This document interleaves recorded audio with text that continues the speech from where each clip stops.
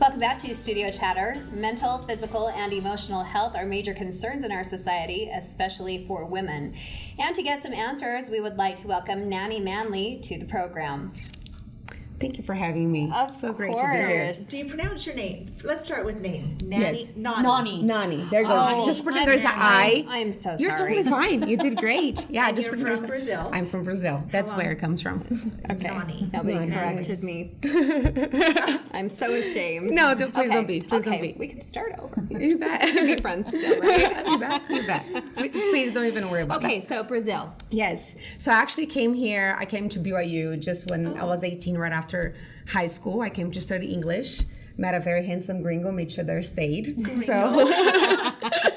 And we have been married for 13 years now. Oh, congratulations. What brought you you. to Spanish Fork? So housing.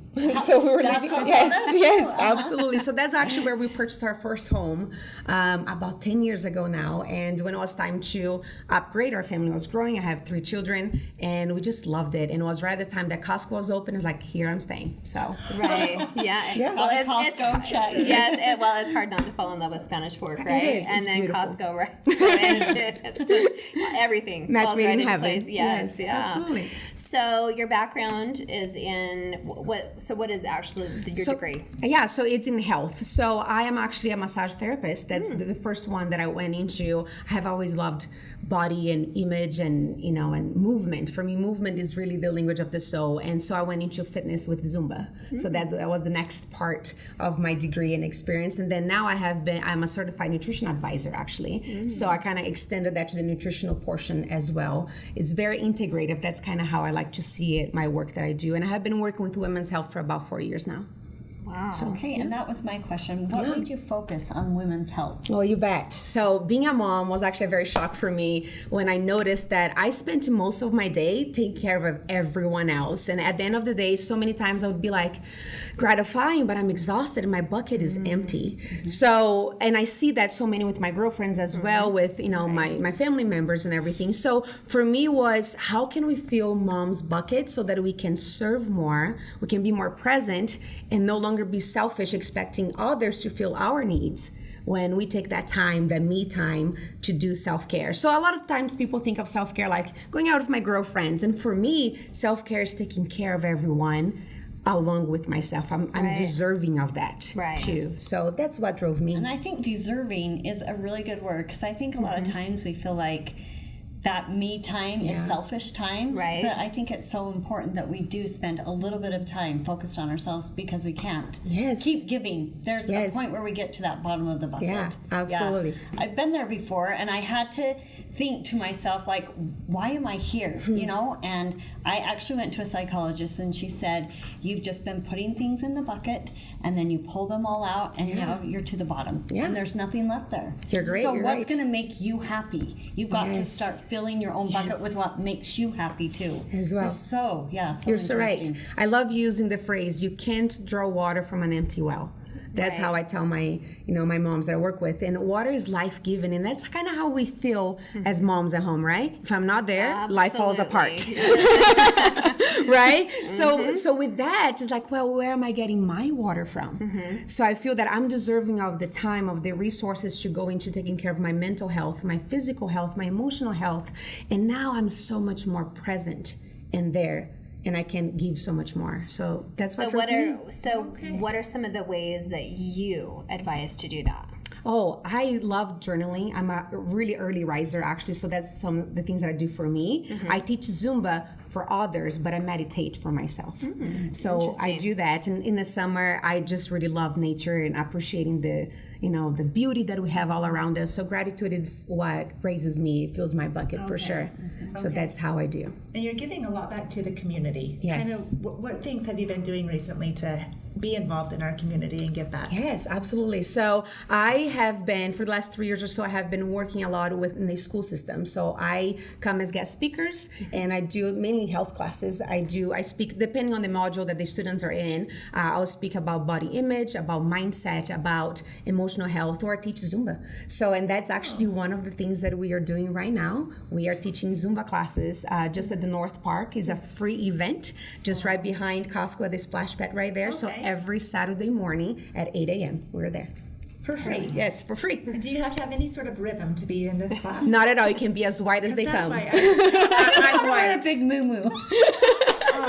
You can. Do you know? That's honestly. I think that's one of the funnest things about Zumba is because you can kind of. It's Right. It You just jazz it looks up a fun. little bit. You Yes. bet. You bet. Super fun. It's your own rhythm. Jump around. You and bet. Have a little I fun with think I would it. so humiliate myself. I know. I've never taken a Zumba class. Not at all. It's muscle memory. It's just like riding a bike, and in the beginning it's going to be hard, I've but you never get had there. rhythm though, so that's what I'm saying. That's not true. That's not true. You were on the dance team in high school, See? right? I don't know. Right. How my kids even wonder, Mom, how did you ever get to drill team? You can always clap. You can always clap. And I even wonder about that. So on a serious note, though, body image. What is it in today's society that has such a negative impact on young girls? Yeah. Is it? Do you think it's the media? Is it? Yeah, so from my experience, what I'm seeing, definitely, technology has changed the way we interact with people, the way we see ourselves. And I always like to use the phrase that, comparison, when we compare ourselves, we take grace away. Like whenever we compare, we're not being compassionate towards ourselves either, because we compare people's front stage to my background, right? To my backstage, to like how the crazy hair looks in the morning, to all done up, and whatnot for an interview or something. So what I really like to remind people is that your value and my value does not change because of what you do or don't do or have or don't have. Right. So whenever I think about it that way, it helps me so much to understand that people's values won't change no matter the color of their skin or the crazy hair or even their weight or whatever. There's always a reason, and I don't know that reason. I don't know what all they come with, right? Their package and whatnot. So it helps me become less judgmental towards others and towards me. And whenever I can feel that compassion for myself, and that's where the confidence, I believe, comes from. So the comparison, the quick access to whatever else other people are doing and seeing, I think definitely has helped us become disconnected with ourselves. And that's where I think that integrative portion of mental, physical, filling up your bucket comes back in. Well, whatever you're doing, I think you're doing something right, because I can literally feel her positive yeah. energy. I was just I gonna say can that, like, feel it coming off of you. It's amazing. I'm like, I don't know if I've comprehended everything, so say it all again. So it can sink in. Is the accent? Do you need captions? Maybe. No, I love that part of it. No, that's why I'm like, oh yes, keep talking. I think there's a term called self-actualization out there, and I don't even know how to explain, but for me, the way that I understand is I love you and I can love me, therefore I can love others. And I think we're missing that. We make so much of other people's behaviors and thoughts and words towards us make something mean about us when it's more about them.